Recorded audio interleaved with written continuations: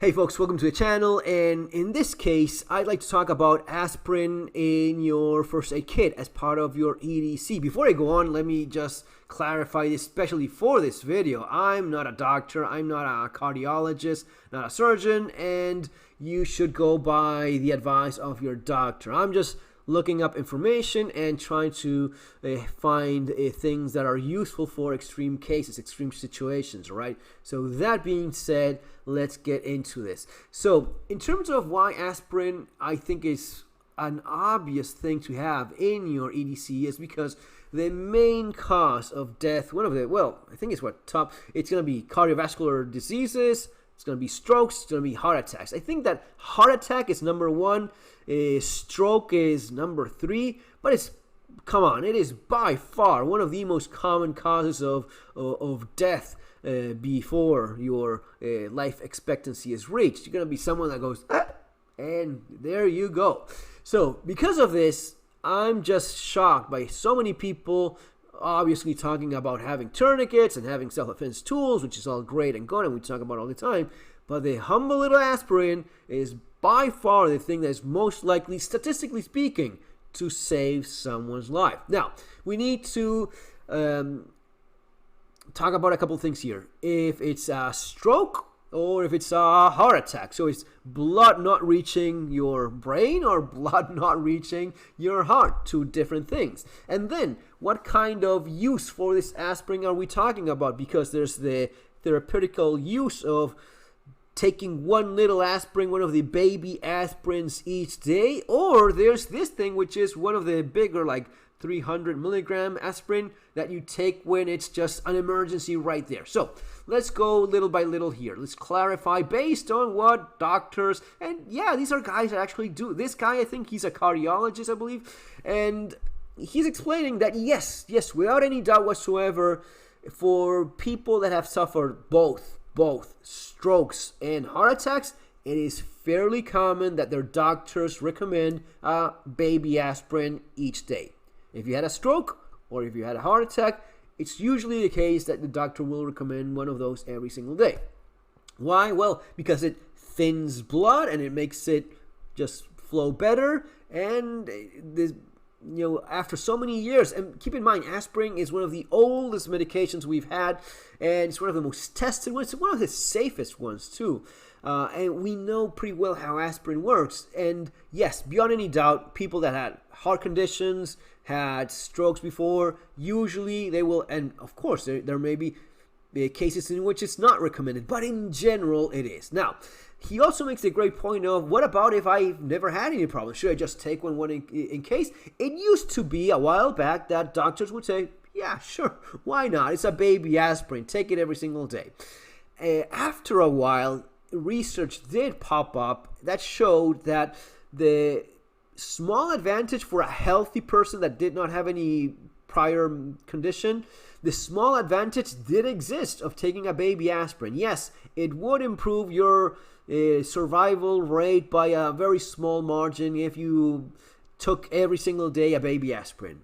But that little percentage was offset by the also very small percentage of having stomach bleeding because of you taking daily doses of aspirin, even if it was tiny, even if it's the baby aspirin every single day for an extended period of time, maybe for years. So that little difference made it not worth it, giving the pros and cons, balance them enough so that today doctors will say, no, if you're healthy, if you don't have any problem, don't take a damn thing. And I think it makes the most sense, right?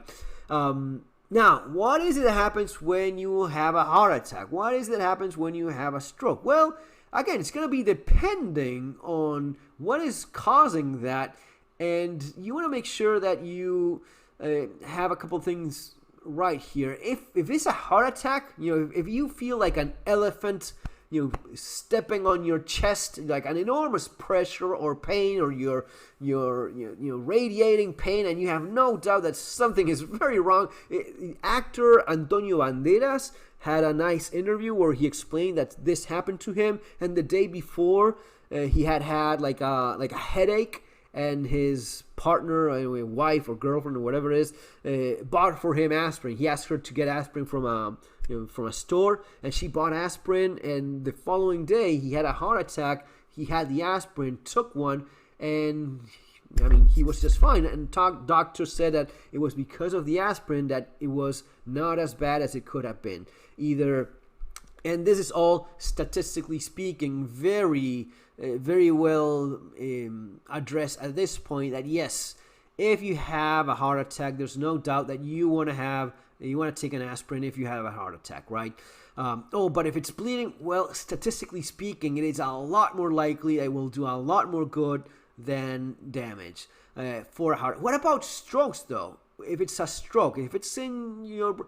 Well, here's where it gets interesting, because in general, you will find that it's not the thing that it's advised to take. Usually, and there's some there floating around about, and not so much. It has to be checked first. Why is that? Well, because it really depends on what's causing that stroke. Is it because of a little bleeding that you have in your brain, or is it because of a little clog that you have, a clot that you have in your brain? So these days, clots are very important. But whatever is the case, if it's a clot, you will probably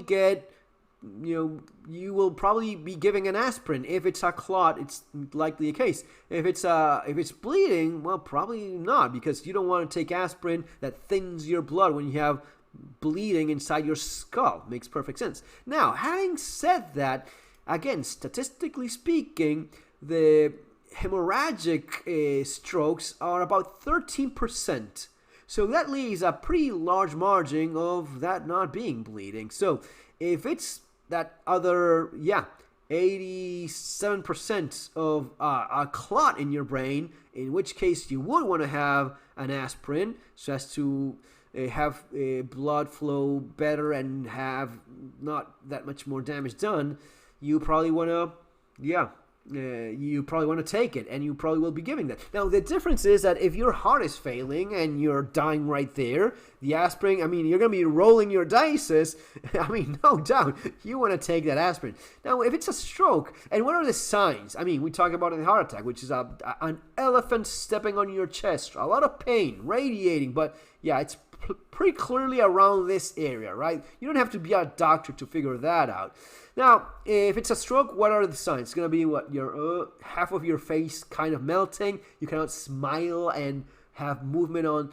It's going to be that sort of thing. It's going to be your speech. You're not going to be speaking fluently anymore. Maybe you're not going to be making much sense, and you're going to be tripping on your words or something. Or movement on both your arms. Something is not symmetric anymore. Basically, the microprocessor, the computer, and the hardware is failing. Yes, it's literally your brain computer not working anymore because it's not receiving blood. And in that case, depending on the severity of what you're dealing with, there's probably a good chance that maybe you get yourself to a doctor and not just take an aspirin and not risk that 13% chance of that being a hemorrhagic stroke that you're talking about, okay? And as always, big boy decision. Do you take it? Don't you? I don't know. If you ask me, if I see something like that going on, and I think it's very serious, and I'm thinking, I'm not going to make it, or this other person I care for is not going to make it, I don't have any chance to get to a doctor right now, man, 13% versus the rest, I'm probably going to take it. That's just me, right? Again, not a doctor, just someone looking stuff online, but especially based on this percentage of 13% of these things being a hemorrhage versus the other, 87% of chance of that being a clot. I'm going to go after that clot, I guess. Guys, that's going to be all for now. That's the information we have available. That's what you have to consider. And I still, without any doubt whatsoever, no doubt that having an aspirin, especially when someone goes, can save someone's life, maybe your own. See you next time, guys. Take care.